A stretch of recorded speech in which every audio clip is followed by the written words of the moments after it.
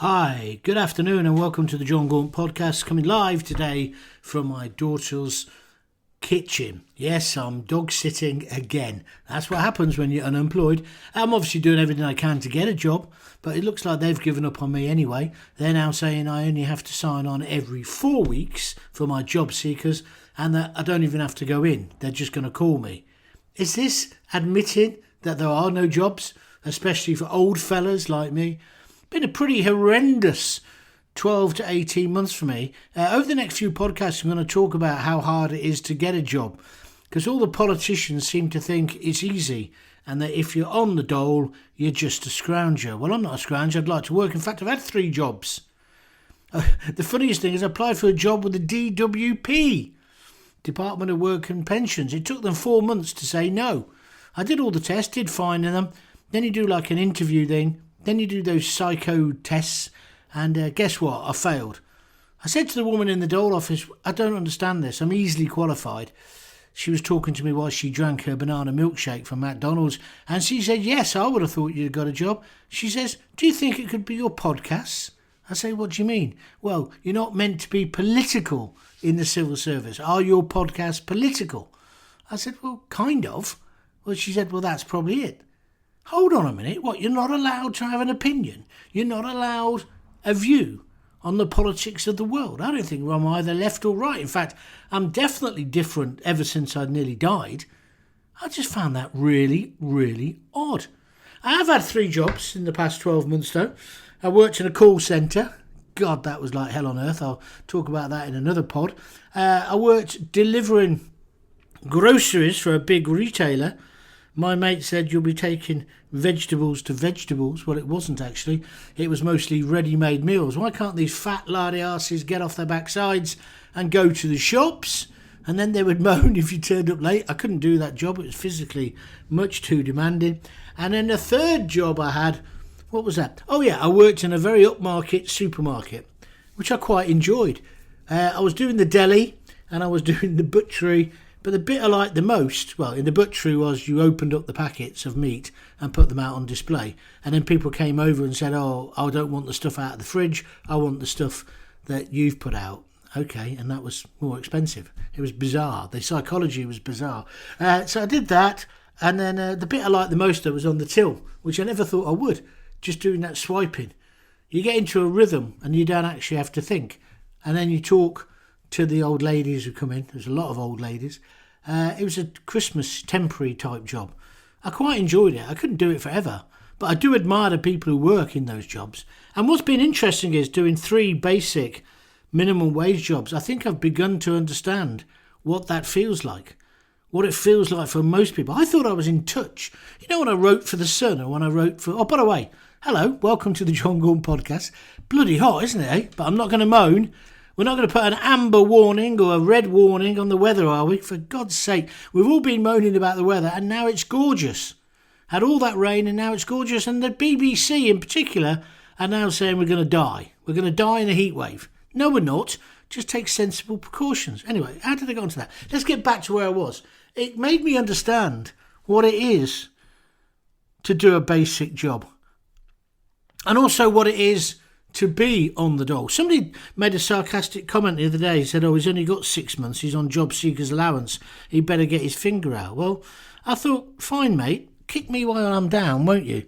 But that is the truth. You only get 6 months of job seekers. And as I say, I think they've given up on me. I almost gave up on myself, which is why I started doing these podcasts. Because I think this can put me in some kind of shop window. But I was totally out of touch with the people I thought I represented. Now, if I'm out of touch, after writing for The Sun and doing talk and doing all those podcasts all these years, how out of touch are the politicians? Well, the answer is massively. And I think this is where Nigel Farage is beginning to win. Did you see his rally? He had 1,500 people there last night in Cornwall. They came just to see him speak, a bit like Trump. Could you imagine Rishi? He could have a meeting in a phone box and there'd still be space, wouldn't there? Or Starmer. He's got the personality of this table. In fact, this table's got more personality than him. So you can see where Farage is filling a gap, just like Trump did. And you know what? I think he's going to get quite a few MPs now. He's certainly going to start a revolt, because when people realise he got the majority, well, not the majority, but a vast amount of votes, which I reckon could be anywhere up to 8 million, then I think people are going to go mad when they realise he's only got a few MPs. But the thing about Farage, and I'll say this about George Galloway as well, they can just talk, can't they? They don't need notes. They don't need speechwriters. They're just natural. I know it's easier because they're never actually going to be in power. And I understand the argument that therefore they can say whatever they want. Although I think some of the stuff Farage is coming out with is interesting. I tell you one thing, the other two, not Sadiq. I'm going to talk about Sadiq Khan in a moment, by the way, and the taxis not being allowed to fly our flag, which goes back to Boris. Why are we still having that debate? I had that debate when I was on BBC London 20 years ago. Oh no, we can't have the cross of St George. And there's always this implied thing that it's racist. Well, it will continue to be racist if you don't reclaim the flag. The flag is for everyone. And of course London cabbies should be flying the flag during this campaign. Although, to be honest, the team are hardly playing with any heart, but then our supporters always do. Did you see about that? I made a joke about it on Twitter, or X, whatever it's called, yesterday. Did you see this thing where they've put Gallagher in from the beginning, they reckon, tonight? I was hoping it was Liam Gallagher. At least he'd have some attitude, some aggression up front, because we've been rubbish. And Harry Kane is still bleating like a baby, isn't he? Absolutely bleating like a baby about the fact that Gary Lineker criticised him. Why don't you shut up, mate, and just start putting the goals in? I know you scored one the other night. And then Scotland, of course. There's me the other day saying, oh, Scotland, at least they'll play with passion. Did you see them? They were terrible. They got the English disease. I was sad to see him go home. And the worst thing about the football now is we've qualified, haven't we? Because Spain beat Albania. It means that we might go through, even if we lose tonight. We'll go through as one of the best third places. Is this where this great country has come to? We're third rate and we still get through. I mean, this will send the wrong signal to those overpaid prima donnas, won't they? Like Harry Kane. Oh, don't really matter, does it? We're through. Why are you moaning? It's hard at this level. That's why you get paid millions by your clubs, Harry. And the other bozo was on. He came out with this encyclopedia of woke, half ill-thought-out ideas when he was trying to... The one who shags everybody. You know the one I'm talking about. When he was interviewed after the match last time. People got to understand what it's like.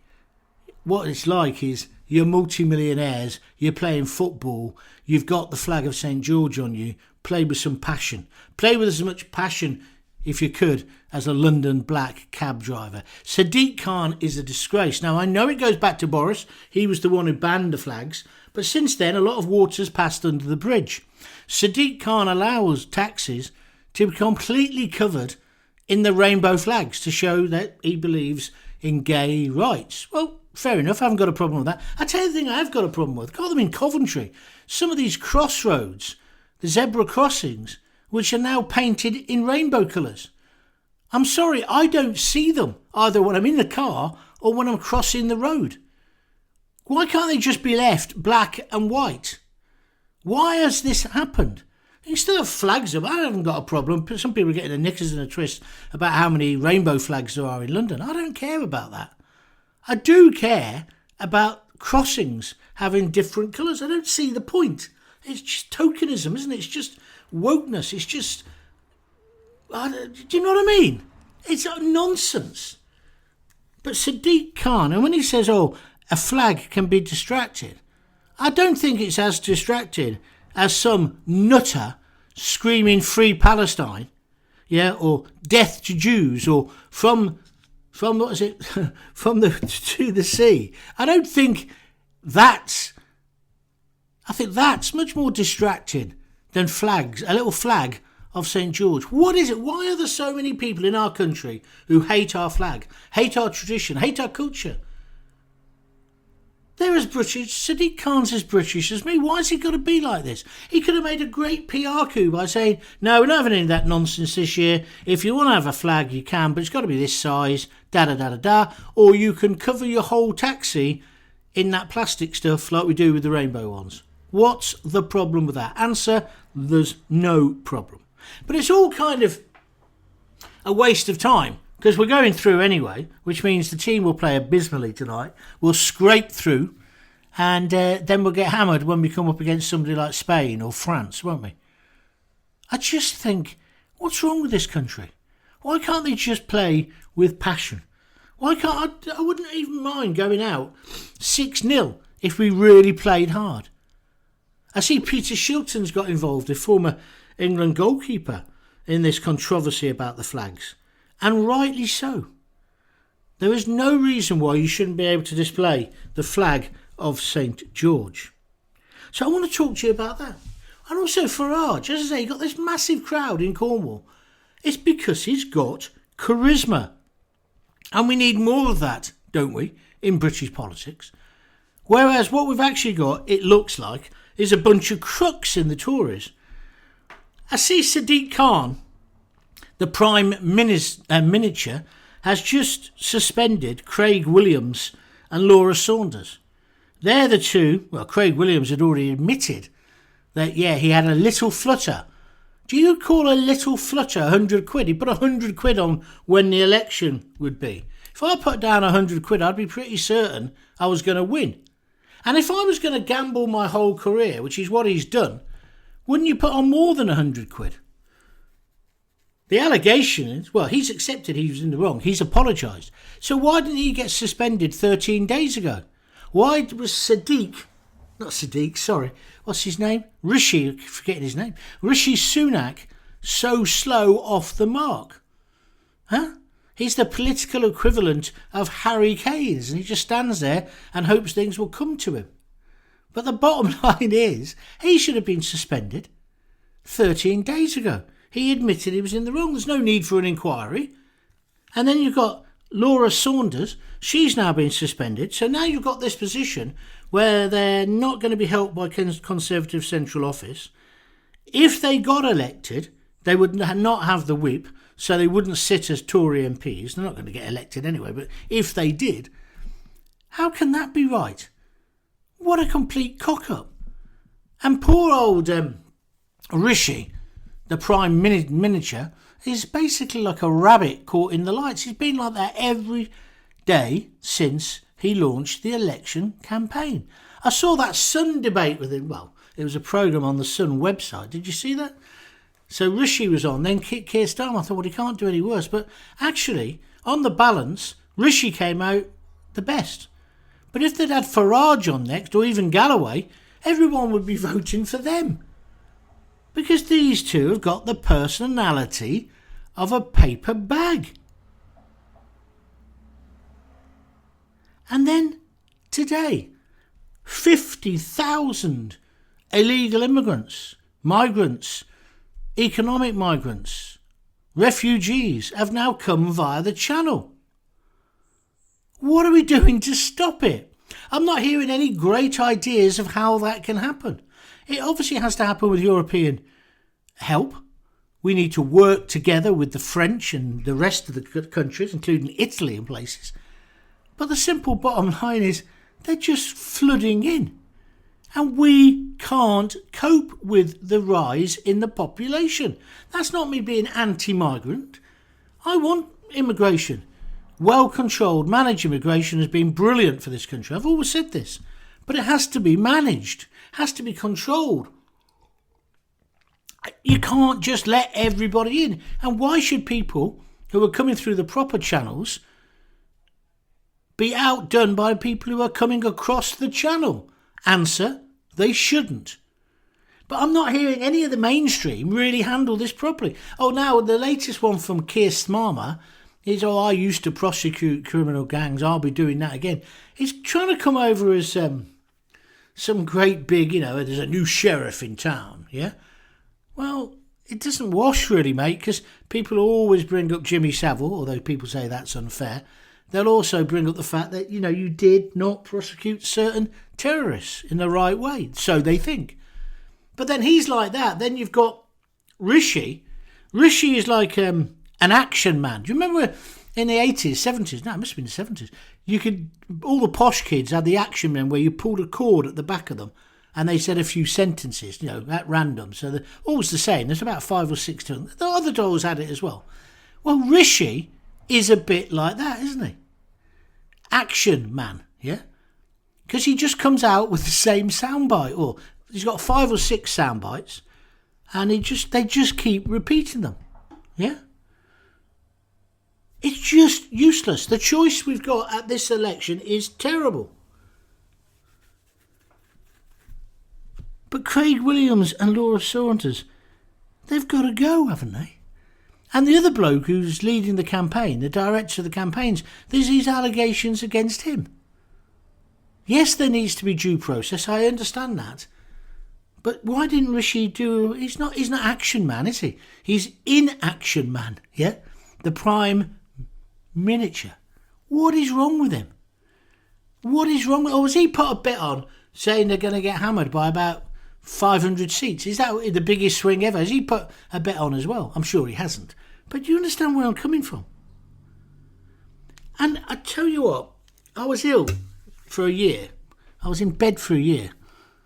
So I didn't really pay much attention to politics. The last sort of 8 months or so, getting back into it, as I say, and started getting jobs here, there and everywhere. And now I'm on the rock and roll. And I'm just despairing of this country. I just think, well, where's it going? And I'll tell you what, I had some really nice emails this week. Let me just read out one of them, which is a good example. And this explains a lot of things, actually. He says, "Morning, John." He says, "Kane, Vaz, Tory betting, etc. Another first-class podcast. I listened to it on my early morning walk. Great to hear the Skippy Vaz content. The memories came flooding back. He really is a vile specimen." What's that, Skippy? "I haven't been watching the football. No interest in spineless England and Gareth Neeler and his leadership group. Maybe you can do your bit about limousine leftist Lineker. He was strangely quiet about his equally dreadful brother getting clumped by a lager lout the other week. All the best, John." Well, the truth is there, John, that Gary and his brother Wayne, isn't it? I think his name's Wayne. They don't get on. That's why he hasn't mentioned it, I would imagine. And then somebody else sent me an email. I got another one here from Andy George. I'll read that in a minute. But if you do want to send me an email, it's john@jongaunt.com. I got another email where somebody said, "Where does the Skippy thing come from? I'm trying to remember." And this is where the illness has really knackered me. I was trying to remember. They said, "Oh, and do you know the song still, John?" No, I made it up one day on the radio, on the podcast, and I don't know it anymore. Sorry. And I don't know where the Skippy bit came from. So if anybody can remember, would you let me know? Send me an email, john@jongaunt.com, or come onto Twitter or Facebook and tell me. But I'm sure Keithy Vaz and Skippy will be making more appearances. "Hi, John. Just listened to your latest podcast, and it's great to hear you firing on all cylinders." I don't think I'm very good today. I'm a bit slow today. I do apologise. "I thought your first comeback podcast was a little subdued." Well, if you'd nearly died, you would have been the same, maybe, Andy. Understandably, hold on a minute. Understandably, though, the content was a vintage Gaunty, but you have gone through the gears now, and you're back to your best. Incisive, cutting, ranting self. Love it. Very good. I very rarely disagree with your views, Gaunty, and you say it far more eloquently than I could. Keep it up, big boy, and yes, I'm spreading the word for you. Cheers, Andy George. Thank you, Andy, for the email. If you want to send me one, it's john@jongaunt.com. Anybody can give me some background on the Skippy? I know why I did it, because Keith Vaz and the Jim, the washing machine salesman, but I can't remember where the Skippy bit came from. This is one of the things that, being as ill as I was, has really messed me up, really, to be straight with you. But what's really happened whilst I've been ill, and I've been under the care of the NHS, by the way, is it's given me that time to think, and think in a wider way. I think when I was just on the radio every day, or writing for The Sun, or doing my own podcast, whatever it was I was doing, I was in a bit of a cocoon. And it's been kind of good to be absolutely, well, it hasn't been good, it's been terrible, brassic, to be really on my arse. No money, relying on Lisa. And I did the classic working class thing. I didn't sign on at first, so I felt embarrassed. Felt embarrassed to sign on. Why do we do that? We've paid in, and it's there as a safety net, isn't it? I'm not embarrassed now, but I got told I'll only get JSA, and reminded by this very nice person a couple of days ago on email, for 6 months. So I'm trying to get work. But getting work when you're 63 years old is difficult. And like the thing I want to do, obviously, is broadcast and write again, if I'm absolutely honest with you. But I'm not prim and proper about it. As I say, I've done 3 other jobs. Well, working in the call centre. Working in the call centre, what I came to realise was you don't actually work for the company. You know, when you phone a company up, you say, I want to moan about whatever, this hasn't arrived. You're not speaking to the company.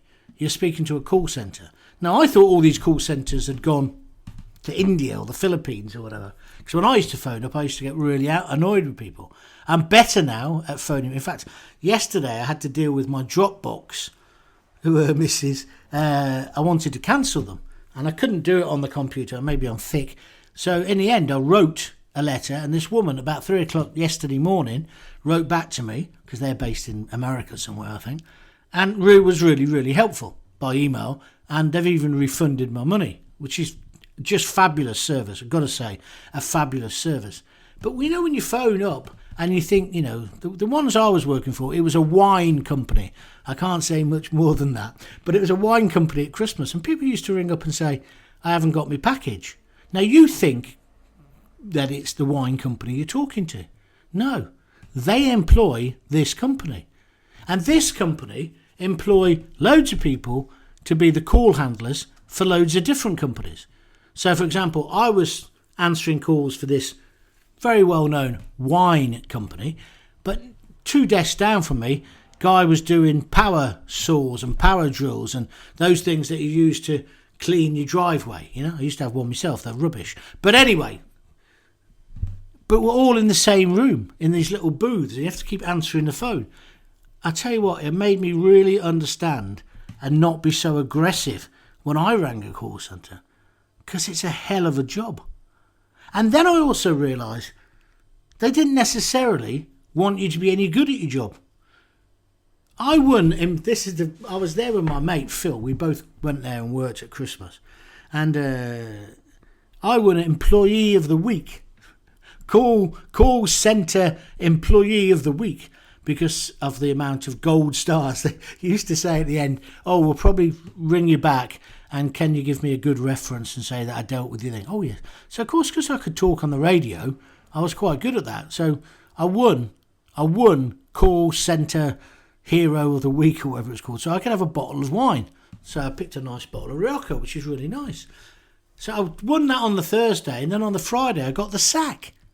Because just after I'd been presented with the wine, which I didn't open, by the way, some woman phoned up and said, my wine's been delivered and I don't want it. And I said, congratulations, you're the first person since I've worked here who is moaning because they haven't, because they have got wine. Normally people are saying they haven't got it. She had a sense of humour bypass, this woman. I want to know who sent it. Well, I said, I'm not allowed to tell you that. I said, what I'll have to do is go through, GDPR or whatever. So you have to ask them certain questions. She says, just tell me who sent it. I said, I can't. It's against the law. Look, if we just go through a few questions, I might get to a point where I can tell you. I knew full well who'd sent it. It was a dad. But I'm not allowed to say that on the telephone. And they're all listening in. I didn't realise that they listen in to while she talks to these people.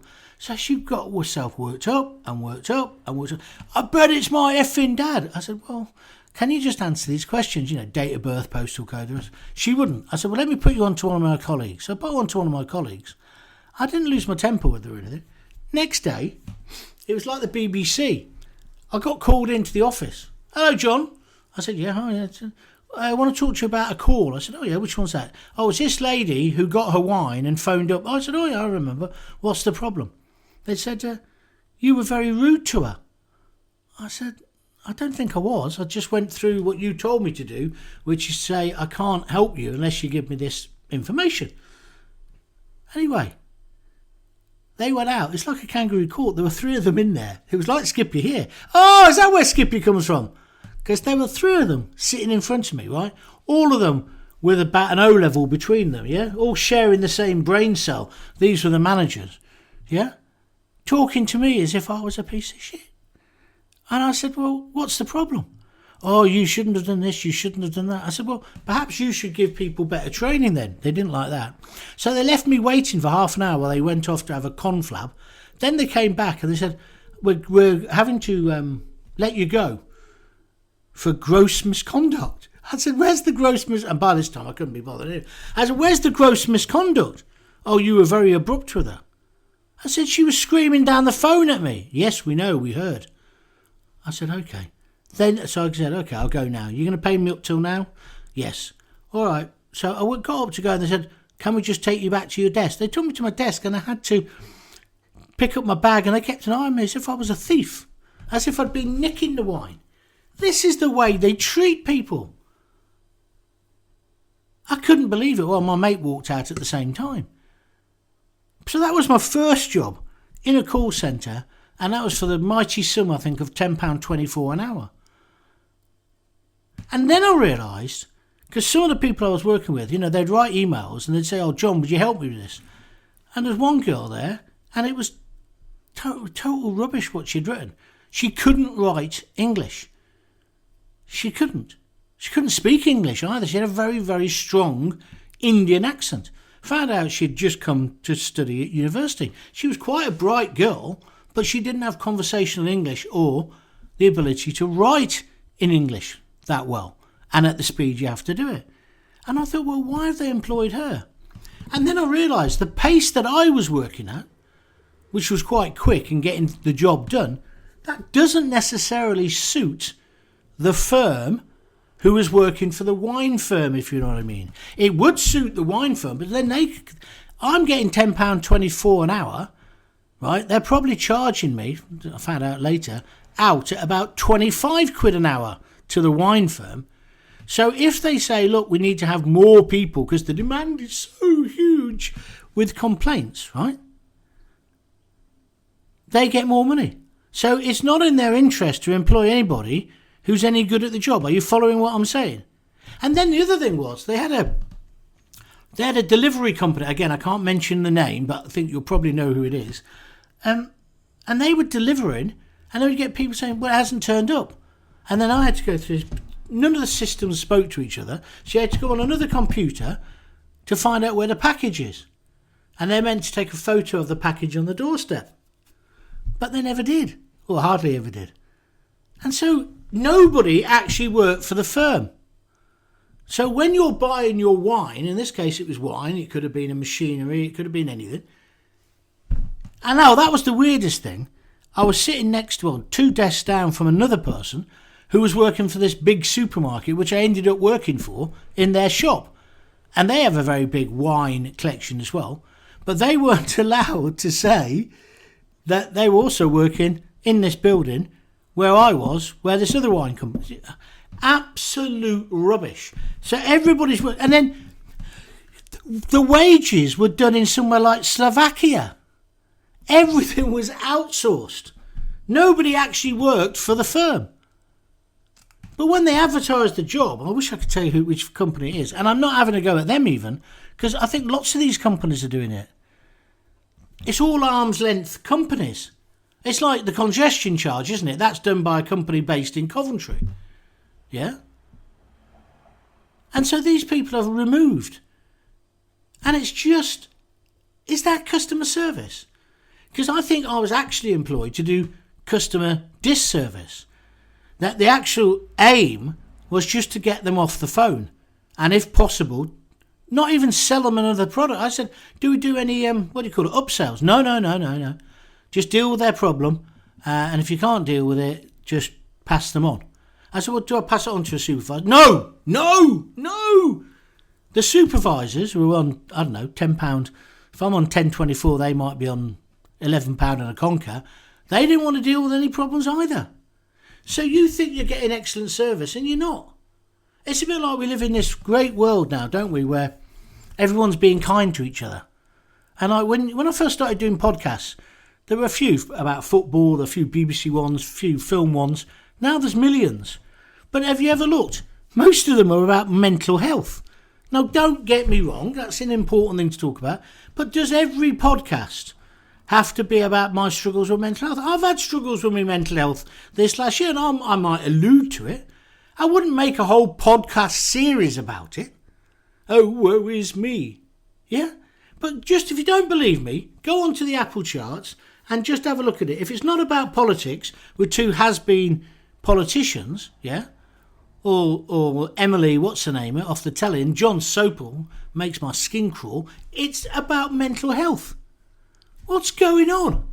Have we become a nation of self-obsessed mental health addicts? And I am not, by the way, decrying mental health. I mean, it has to be taken seriously, and it was wrong that it was brushed under the carpet. But it's kind of becoming the new backache, isn't it? It's certainly becoming the new broadcasting. I thought about this a lot before I started doing these podcasts, because I didn't want to come over as that, and I didn't want to come over as I was just moaning. Look, I had a great life, and my career has been a roller coaster. From the very first moment, I wrote plays and won awards and did that, and did telly, then did radio, and then called that bloke a Nazi, and went from earning hundreds of thousands of pounds writing for The Sun and doing radio and telly to nobody wanting to employ me. I've enjoyed all of it, really, if I'm honest with you. It's a roller coaster. I'd like now for the roller coaster to just get back up slowly up the ramp, and then, whoa, here we go. I'd like to do a bit more of that, but that's not quite happened yet, so I'm trying my hardest. But I didn't want to write. I could have just come on every day and moaned. I am annoyed that there's ageism in the workplace. I am annoyed that the dole is nonsense, that they've basically given up. You've got your job coach who now doesn't even want to see you. You just have to be on the end of your mobile every 4 weeks. That's open to corruption. I'm not doing anything wrong. If I got a job tomorrow, I would tell them tomorrow. And I'm trying to get work. You know, I've some things I can't talk about at the moment, but I've put out my CV out there. I've talked to people, and I've done my writing.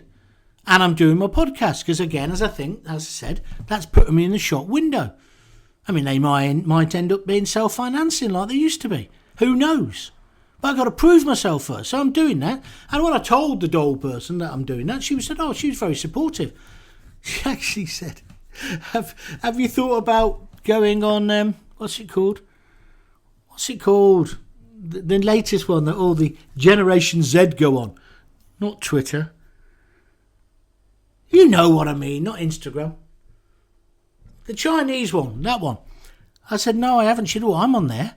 I said, oh, what do you do? She said, well, it's not on my name because we're not, like I told you earlier, being in the civil service, I'm not allowed. She had another slurp on a banana milkshake. She said, we're not allowed to do it. So I do it in the name of my dog.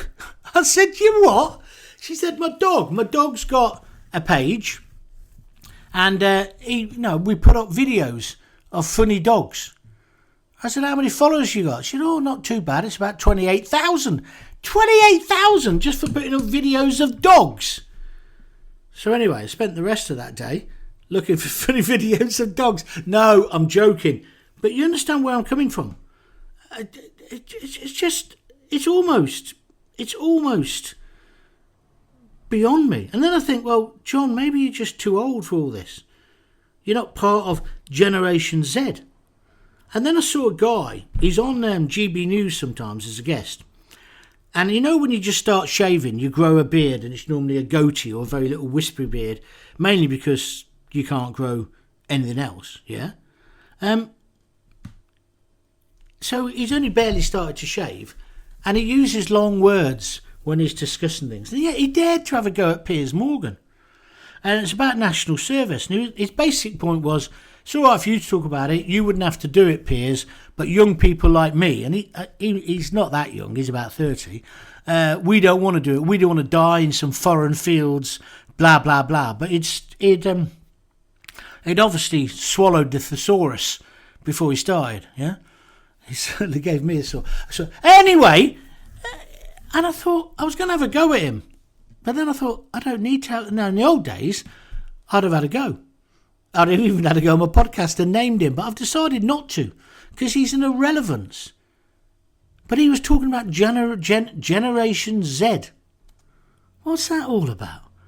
That was just when you're young. And he was saying, and there was somebody on Question Time, a kid, again, I think they were talking about national service. And his whole attitude was so self-centred and self-righteous at the same time. I think the national service idea is a good one, especially if it's about community and about working together. I think that's a good idea. And young people, it shouldn't be up to them whether they want to do it. They should just do it. Well, these people who I've seen moaning about it, they think they shouldn't have to do it, or they should be involved in the decision. It's like, we want the vote.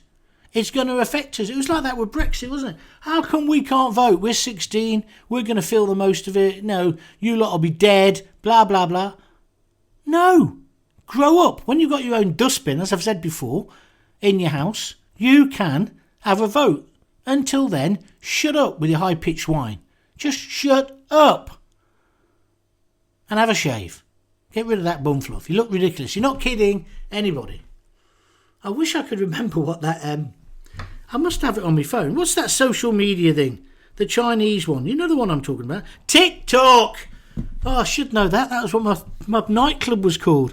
Spelt slightly differently, but... it's a TikTok. So this woman, drinking the banana milkshake in the dole office, says to me, my dog's got a TikTok page and there's 28,000 people. Well, my mate Phil, he set one up for me months and months ago. I've never used it. I've got quite a few people following me. I don't know why, because I've never put anything up on it. But evidently that's what you meant to do. You meant to put a little 30-second video on there calling somebody a see you next Tuesday, and that pulls them to the podcast. I don't know whether I can be asked. I mean, I see podcasts as this, just you talk, and hopefully people engage with what you say. Like today, I didn't really know what to talk about. I wanted to talk about England, because I want us to win tonight. I think we'll probably win, but it'll be a dismal performance. I wanted to talk about this gambling thing, and I wanted to talk about Farage, and I wanted to talk about the taxes, but I also just wanted to see what came out. And that's where, talking about this job I had in the call centre. I'll talk about the supermarket another day, and about delivering the vegetables.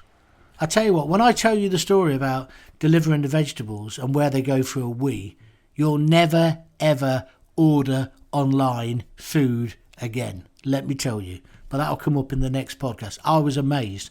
I kept getting in and out of this thing, right? And at my age, can you imagine what that's like? And like one side of it's refrigerated. So every time I open the fridge door, God, I was desperate for a piss.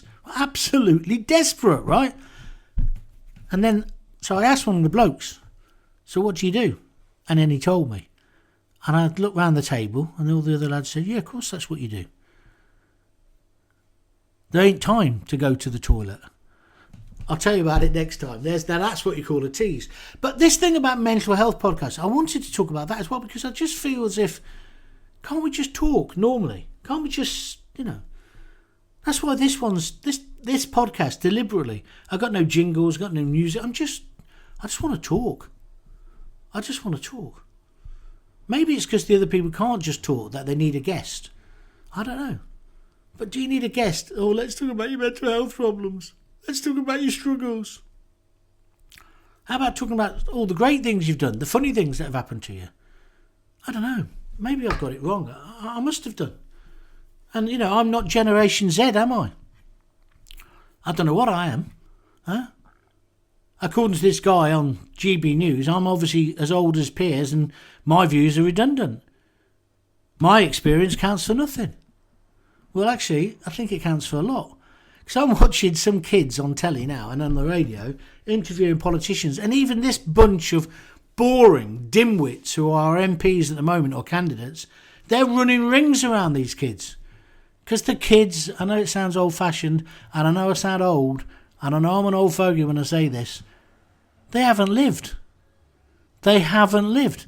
I saw a debate the other day. It was a boy and a girl, and they were discussing education. And this private education thing about there's going to be a terrible strain on on the state sector if they put VAT on the private sector. No, they won't. People will just find the money. I sent my kids private. I often wonder whether it was worth the money. They did very well, of course, and that's what you're paying for. But I would have still sent them, I think, even if they cut the VAT. Anyway, whatever, right? But they were talking about it, and because they haven't had kids, it made no sense. They didn't understand the struggle. Just like politicians don't understand. They might have been on the dole when they first left university or before they went to university, although most of them went straight to university, I presume, and then straight from university to either become a political researcher or whatever, and then eventually a bag carrier, and then eventually a candidate. They've not lived. I know it's a cliche. They haven't lived in the real world. And I'm going to be honest with you. I think for 20 odd years, neither did I. And you get removed from it. When you're working a minimum wage job and every penny counts, when you drive, I used to drive my battered old car. I haven't got the Jaguar anymore. I used to drive the battered old car. It was the mother-in-law's car, actually. And I'll be thinking, I don't want to park there because that's going to cost me. I'll park 2 streets away where it's free. I never used to think like that. And I think the moment you stop thinking like that, yeah, you do lose contact with ordinary people. It's like not realising how expensive fish and chips are. I used to just buy fish and chips and not even think about the price. In fact, I used to buy everything and not think about the price. Now I've got 90 quid a week. I mean, I've got some money with Lisa as well, but do you understand where I'm coming from? And there's been days when I've got no cash left. And it's been an awakening, see? But now I could go on to the mental health strain of it, but I'm not going to. And here's clinical psychiatrist, so-and-so and so-and-so, who can tell us all about it, even though they've never been on the dole either. We're surrounded by experts who have never experienced it. I had this one I did Simple as Fat. There's loads of people running diabetes sites who have never had diabetes. Again, I'm not going to name names, so I've gone past that, but it just seems to me to be ridiculous. Michael Mosley, God rest his soul, he was diagnosed with, I think, pre-diabetes or did have diabetes, type 2. And undoubtedly, eating low carb is a way of solving that problem. I proved it myself. But so many of these people haven't had it. But they're experts. And that's what I'm trying to get at. We're surrounded and we're all trying to be kind to people. But I don't know. It's a mad, mad world. And so people saying to me, oh, John, loads of people this week, after the last podcast, have either come on Twitter and said, oh, you've got to get a job back on national radio. Well, it ain't quite that easy. But it's like, I don't even know if I'd want to, even if they were to offer me. I was hoping somebody would say, come on and talk about, come on and be a guest. That's another thing. What's the point of I'm off on one now, sorry. What's the point of newspaper reviews on telly programmes or on radio programmes? Nobody buys a bloody newspaper. I saw a thing today where they were talking about, the Sun might back Labour. Oh, Rebecca and Harry Cole are thinking about maybe backing Labour. Oh, shock, horror. Well, we don't live in the same time as when Kelvin Mackenzie was in charge of the Sun, and it was Neil Kinnock, and he had Kinnock as a light bulb, and he said, with the last person out of Britain, please switch off the lights. They had real power then. But no disrespect to my friends and colleagues and ex-colleagues and people who still work there, newspapers, even the Sun, haven't got that influence anymore. Generation Z, who don't want to go to war and die in a foreign field and haven't even started shaving yet and haven't got their own dustbin, they definitely don't watch it. They get all their political views from TikTok, in between dopey birds dancing and doctors. They do. So this idea that it was important to discuss, is the Sun going to back Gordon Brown? I remember when I worked for the Sun, not Gordon Brown, that's what I'm thinking about now. We were in Blackpool when they decided not to back Gordon Brown. And I think that was Cameron they went for. I can't remember who it was now. But it was like, that was quite a big thing. But it's not anymore, is it? I mean, I love newspapers. I can't even remember the last time I bought one. Can you? The world has changed. And then, so when people say, wouldn't you like to get back, reviewing the papers? Not particularly. I wouldn't mind talking about some of the subjects they're talking about, or talk about politics, or talk about this election, or talk about England. But the thought of... Oh, and that's another one. I read this thing by this dopey woman. You probably know who I'm talking about. She's on every single TV programme at the moment, reviewing the papers. And she goes on to X or Twitter and brags and says, I've just done such and such. I'm going to be on Jeremy Wine at 10:20, and don't forget, I'm on GB News tomorrow morning. It's like, why are they using the same people over and over and over again? How's that adding to the debate? Answer, it's not. And then you meet the researchers and you see why. They're just kids. They're all Operation Z. Huh? Generation Z even. Not even started shaving. Or just started shaving. And that's the women. It's just ridiculous. What a pathetic, infantile world we're living in. You know, like Michael Crick, whether you love him or hate him, he's a great political commentator. They're the kind of people you want on there, isn't it? I know he gets on occasionally. But it's just, I don't know. So do I want to do that again? I don't know. And I've not been mentally strong enough to listen to any form of talk or radio as such. I do watch that GB News, because Eamon obviously is a mate, and I sometimes watch the show after that Bev Turner and what's his name, Andrew Pearce. I watch that just to hate them, though, if I'm honest with you, for different reasons. But at least it's a bit entertaining. But then there's just a parade of kids after that. Oh, Martin Daubney's all right. He's doing quite well, isn't he, for himself? I think I taught him everything he knows about broadcasting. Joke. But it's just, I don't know. Sorry, I'm rambling. Well, how long have I done? I've done too long. Hang on a minute. Yeah, 46 minutes. That's enough. You're not paying for it. I'm sorry. I'll have to have a listen back to this before I put it up, because I think I've gone off on one here. But I'm just trying to get over my frustration to you. I'm trying to say, where's this world going to end up? Where's this country going to end up? Where are we going? Because not even Farage, if he got elected, he became Prime Minister. He's not the answer to everything, is he? We need proper, grown-up debate. We certainly don't need to lower the age of voting. Well, that's my view. Anyway, they were the thoughts of an unemployed, 63-year-old bloke, heterosexual, and I probably can just be dismissed with a load of big words that I don't even understand because somebody swallowed the thesaurus. But I might be back. Well, I will be back tomorrow, probably. Probably want to comment on what England did tonight. I do seriously hope they win, and I think they will, but it'll be another dismal performance. I do think it's important to talk about Sadiq Khan and the taxes, but also to see the historical relevance of that, which comes back to Boris. And it's too little too late on the gambling thing, Mr. Sunak, the Prime Minister. Huh? What a state we're in. So, might see you tomorrow. Hope you've enjoyed it. If you have, tell all your mates. If you want to argue with me, get on Twitter, get on Facebook, or send me an email, john@jongaunt.com. So until we meet again, if you've got kids, give them a kiss, give them a hug. Hey, don't forget to tell them you love them. See ya.